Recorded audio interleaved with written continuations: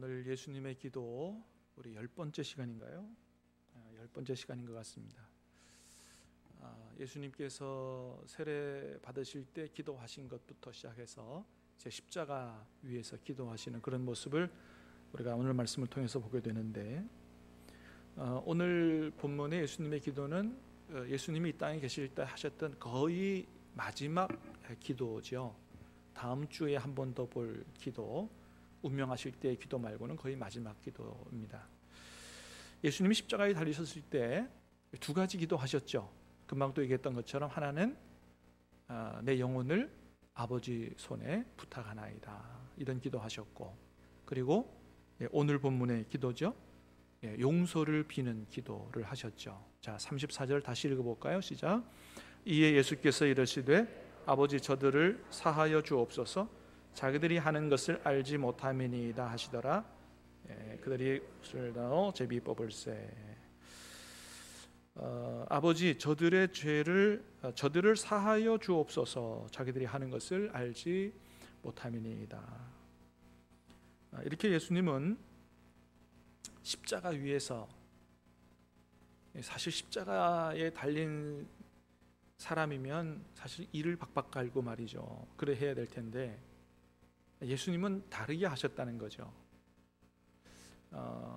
당신을 희롱하는 사람들을 보면서 네가 하나님의 아들이거든, 네가 그리스도이거든, 너와 우리를 구원해보라, 옆에 있는 강도들 욕을 먹으면서 그들을 위해서도 당신을 향하여 창을 가지고 달려들고 찌르는, 또 손과 발을 못 박는 모든 로마 군병들을 위해서 하나님 앞에 저들의 죄를 용서해 달라고, 지금 뭔 짓을 하는지 모른다고 용서해 달라는 기도를 드리셨다는 거죠.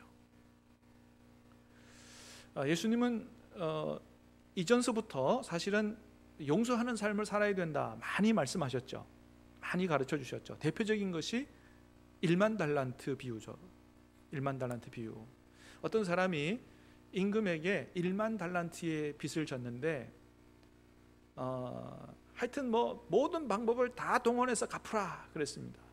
아내를 팔고 아들을 팔고 딸을 팔고 가족을 다 팔아서라도 갚으라. 근데 이 사람이 도저히 이 1만 달란트 갚을 길이 없다 보니 임금이 그 사람을 불쌍히 여겨서 탕감해 줬다는 거 아니겠어요? 다 탕감해 줬습니다. 다 탕감해 줬는데 이 사람이 룰루랄라 집에 돌아가면서 자기에게 빚진 100데나리온 빚진 1만 달란트하고는 비교도 안 되는 그 100데나리온 빚진 사람을 탕감해 주지 않고 멱살 붙잡고 내 돈 갚으라고 그렇게 하는 얘기를 듣고 당장 잡아다가 옥에 가두라. 그러시면서 하시는 말씀이 뭐라고 말씀하신다고요? 마태복음 18장 말씀이죠. 35절 시작. 너희가 각각 마음으로부터 형제를 용서하지 아니하면 너희 하늘 아버지께서도 너희에게 이와 같이 하시리라. 아멘.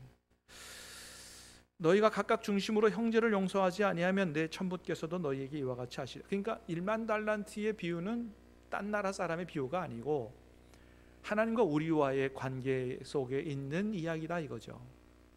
1만 달란트 빚진 사람이 누구예요? 우리라는 거죠. 우리가 하나님 앞에 도저히 갚을 수 없는 용서의 빚을 진 거죠. 1만 달란트 갚을 수가 없어요. 근데 그거 다 탕감해 줬는데, 우리 모든 죄를 용서해 주고 구원해 주고 하나님 자녀 삼아 줬는데, 우리에게 잘못한 다른 사람의 작은 잘못 하나 용서해 주지 않으면, 정말로 진심으로 중심으로 용서해 주지 않으면 하나님께서 용서 안 해 주시겠다는 말씀을 하시는 거예요. 우리의 죄를 용서 안 해 주시겠다는 말씀을 하시는 거죠. 그러니까 우리가 우리 죄를 용서받기 위해서는 어떻게 해요?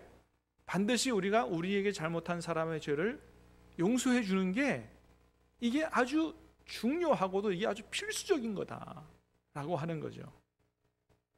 이것에 대한 말씀이 주기도문에도 잘 나타나 있죠. 예수님이 우리에게 가르쳐준 기도문이죠. 읽어보겠습니다. 시작. 우리가 우리에게 죄 지은 자를 사하여 준 것 같이 우리 죄를 사하여 주옵시고, 이렇게 기도하라는 거예요. 우리가 우리 죄를 사하여, 우리가 우리에게 죄진 자를 사하여 준 것 같이 우리 죄를 사하여 달라고 기도하라는 거예요. 예수님 가르쳐 주는 기도입니다.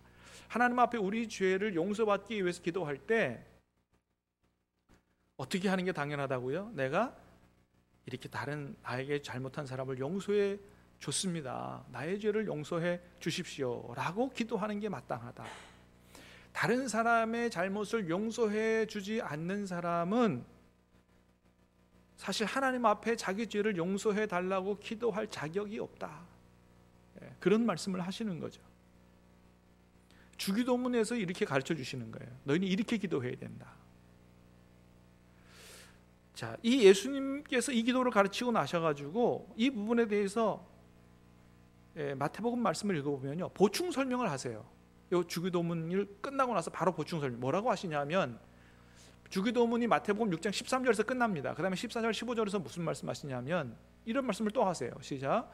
너희가 사람의 잘못을 용서하면 너희 하늘 아버지께서도 너희 잘못을 용서하시려니와 너희가 사람의 잘못을 용서하지 아니하면 너희 아버지께서도 너희 잘못을 용서하지 아니하시리라.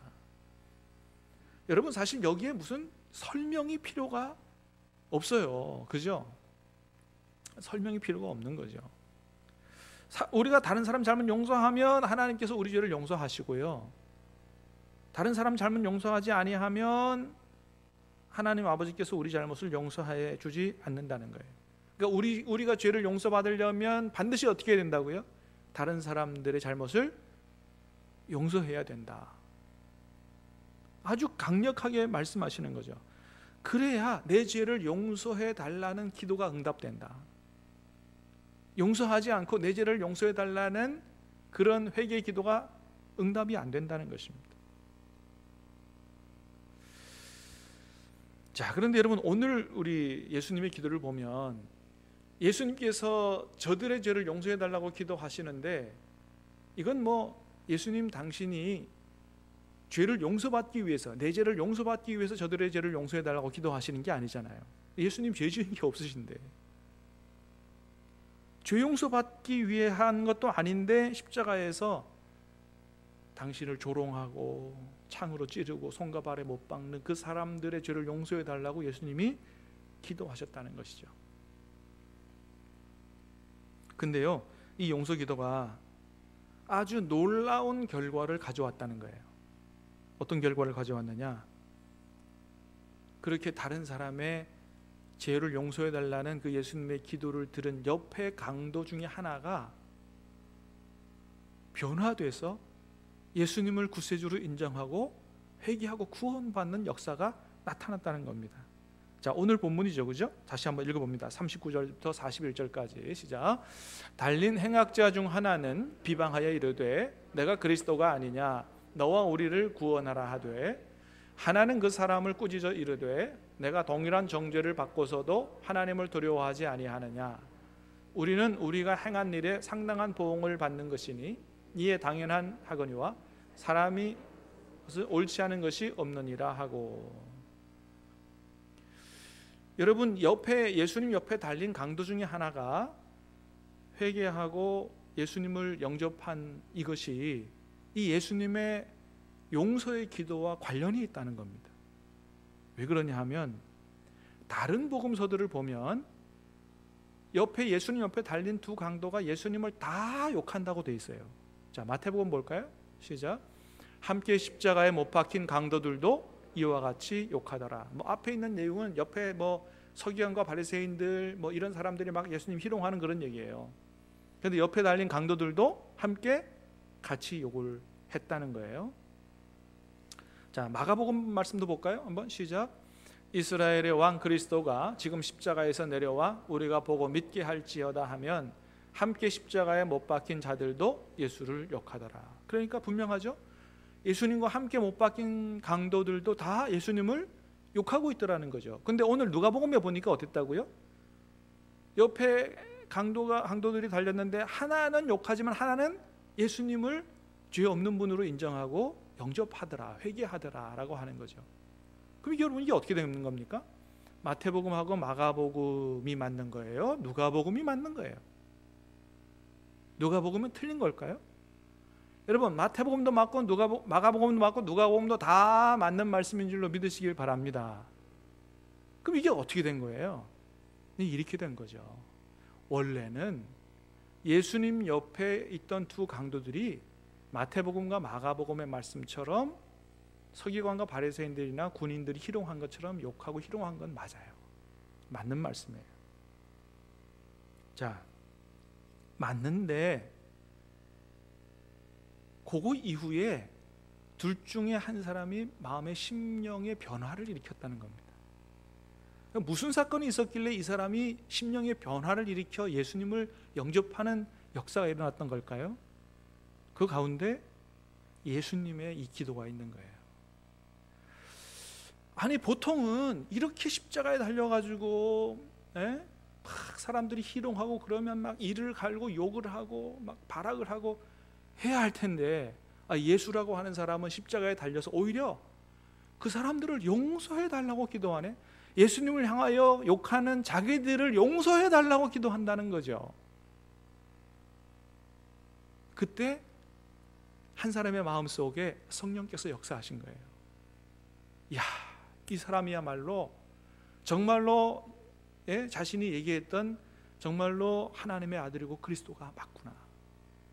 성령의 역사 가운데 예수님이 어떤 분인지를 깨달아지게 되고 예수님을 인정하고 영접하고 회심하는 그런 결과가 일어났다고 하는 거죠.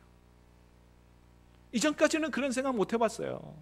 이전까지는 그런 생각 못 해봤어요. 다른 사람들이 얘기하는 대로 서기관과 바리새인들, 이 권세 있는 사람들이 예수님을 매도하는 대로 그대로 믿고 있었는데 십자가에서 기도하는 그 기도 소리를 듣고는 심령의 변화가 일어난 거죠. 자, 그래서 42, 43절에 어떻게 얘기합니까? 시작. 이르시되 예수여 당신의 나라에 임하실 때에 나를 기억하소서 하니, 예수께서 이르시되 내가 진실로 내게 이르노니 오늘 내가 나와 함께 낙원에 있으리라 하시니라. 아멘. 이 사람이 딱 한 번 예수님에 대해서 고백을 했어요. 근데 예수님이 어떻게 그를 구원해 주신 거죠. 네가 오늘 나와 함께 낙원에 있으리라. 예수님이 인정해 주실 정도면 이 사람의 고백이 어떻게 해요? 진실이었다, 진심이었다는 것을 나타내는 거죠. 여러분, 예수님은 입술을 보시는 분이 아니고 중심을 보시는 분인 줄 믿습니다. 입술이 아니고 그 사람의 중심을 꿰뚫어 본 거죠. 진짜 믿음으로 고백하는 그 고백을 들으시고 이 사람을 구원하신 거죠. 그렇습니다. 여러분, 이 용서의 기도가 이렇게 다른 사람의 마음을 변화시켜서 그 사람을 회심하게 하고 구원시키는 놀라운 역사가 있게 된다라고 하는 것을 우리는 오늘 본문 말씀을 통해서 보게 돼요. 사랑하는 여러분, 모든 기도가 다 귀하지만 다른 사람의 죄를 용서해 달라는 기도, 하나님 앞에 특별히 귀한 줄로 믿습니다. 하나님은 그 기도를 반드시 땅에 떨어지지 않게 하시고 그 기도를 들어 응답해 주실 줄로 믿습니다. 이 예수님의 기도가 땅에 떨어지지 않게 하시고 옆에 있는 사람 중에 이 강도가 구원받도록 그렇게 하나님이 은혜를 베푸셨다는 거죠. 여러분, 스데반 집사님, 사도 바울과의 관계에서도 우리 그런 걸 볼 수가 있어요. 여러분, 우리가 잘 아는 것처럼 사도 바울은 구원받기 이전에 예수 믿는 사람들 잡아다가 옥에 가두고 죽이는 아주 악한 사람이었습니다. 근데 그런 사람이 나중에 180도로 변해서 복음을, 목숨을 걸고 변하는, 복음을 전하는 그런 사람으로 완전히 변화되게 됐죠. 어떻게 그가 그렇게 변화되게 됐습니까? 상식적으로 납득이 안 가는 변화죠. 예수 믿는 사람 잡아 죽이던 사람이 예수님을 목숨 걸고 전하는 이런 사람으로 변했다는 거죠. 나중에 가면은 로마 옥중에서 나중에 순교당하죠. 참수형을 받아가지고. 그게 로마에 다 남아있죠. 네. 어떻게 그렇게 됐습니까? 다메섹에 마찬가지로 예수님 믿는 사람들 잡으러 가다가 그 도중에서 노상에서 부활하신 예수님을 만나게 되죠. 그래서 변하게 됩니다. 자, 그런데 우리는 그 전에 스데반 집사님이 자기를 향하여 달려들어 돌로 쳐 죽이던 사람 중에 이 사울이라고 하는 청년이 있었는데 그들을 위하여 그들의 죄를 용서해 달라는 기도가 있었다는 사실을 우리가 기억해야 한다는 거예요. 자, 스데반이 이렇게 기도합니다. 사도행전 7장을 보면 시작. 성 밖으로 내치고 돌로 칠세. 증인들이 옷을 벗어 사울이라 하는 청년의 발 앞에 두니라. 그들이 돌로 스데반을 치니 스데반이 부르짖어 이르되 주 예수여 내 영혼을 받으시옵소서 하고 무릎을 꿇고 크게 불러 이르되 주여 이 죄를 그들에게 돌리지 마옵소서 이 말을 하고 자니라. 이 스데반 집사님의 설교를 듣고 난 다음에 막 이 사람들이 돌로 이 스데반 집사님을 쳐 죽였어요. 그리고 그 무리들 중에 사울이라고 하는, 나중에 사도 바울 되는 이 사람이 있었던 거죠.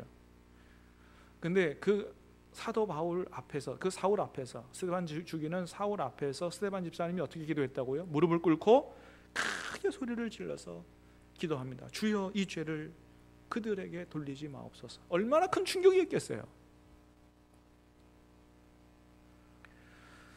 그 당시 바로 사도 바울이 회심하지는 않았지만 이 기도 때문에 하나님께서 사도 바울을 구원하시고자 하시는 그런 역사를 이뤄가시지 않았겠는가, 그런 생각을 하게 되는 것입니다. 그렇습니다. 여러분, 사도 바울의 회심은 이렇게 스데반 집사님의 그들의 죄를 용서해 달라는 기도에 대한 하나님의 응답이다, 이렇게 볼 수가 있는 것입니다. 여러분, 우리가 사람의 마음을 바꾸지 못합니다. 다른 사람 마음을 바꿀 수가 없어요. 우리가 아무리 탁월한 논리, 언변을 갖고 있다고 해도 다른 사람을 회심시킬 수가 없습니다. 다른 사람을 구원시키는 것은 마음대로 안 되는 거예요. 그런데 여러분, 오늘 우리가 말씀을 통해서 보게 됩니다. 우리가 그 사람을 위해서 기도할 때, 특별히 그 사람의 죄, 특별히 나에게 잘못한 그 사람의 죄를 용서해 달라고 하는 이런 기도를 드릴 때 하나님께서 우리 기도를 귀하게 보시고 그 기도를 응답하셔서 그 사람의 마음을 움직이시고 변화시켜 그 사람으로 하여금 예수님의 사랑을 깨달아 알고 구원받게 하는 이런 놀라운 역사를 이루신다라고 하는 것을 우리가 말씀을 통해서 보게 됩니다. 여러분 원수들을 전도하고 싶으십니까? 원수 같은 남편들 구원시키고 싶으십니까? 여러분, 남편들과 원수들을 위해서 주님 용서해 달라고, 내가 용서할 수 있게 해달라고, 여러분 용서의 기도를 하나님 앞에 드릴 수 있게 되기를 간절히 바랍니다. 여러분의 기도가 땅에 떨어지지 않고 반드시 응답되게 될 줄로 믿습니다. 그런데 여러분, 요즘 우리가 사는 시대가 어때요? 잘 용서하지 않는 시대입니다. 상대방이 나에게 했던 작은 잘못 하나도 이게 용서하지 않고 아주 마음이 좁고, 그래서 아주 원수 맺기를 더 잘하는, 용서하기보다는 원수 맺기 더 잘하는 이런 시대에 우리가 살고 있습니다.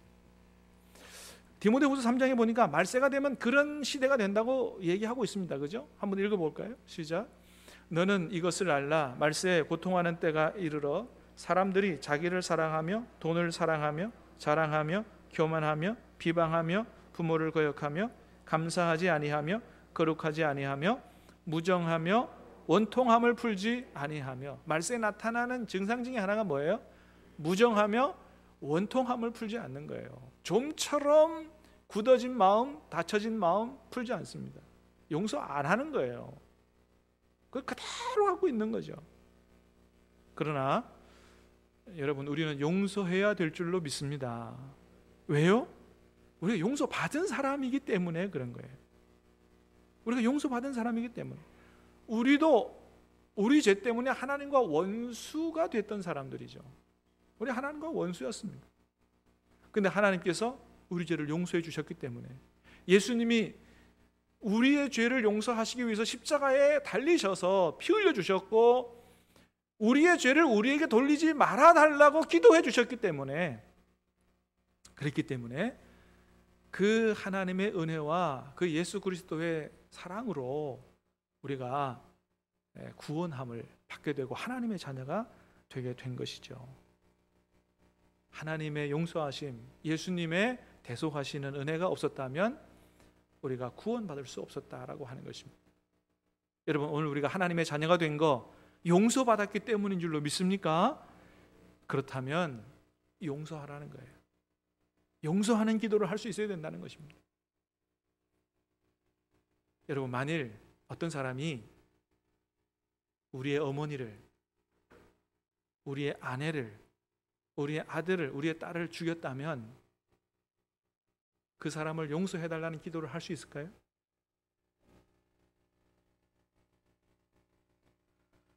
근데 그런 사람이 있습니다.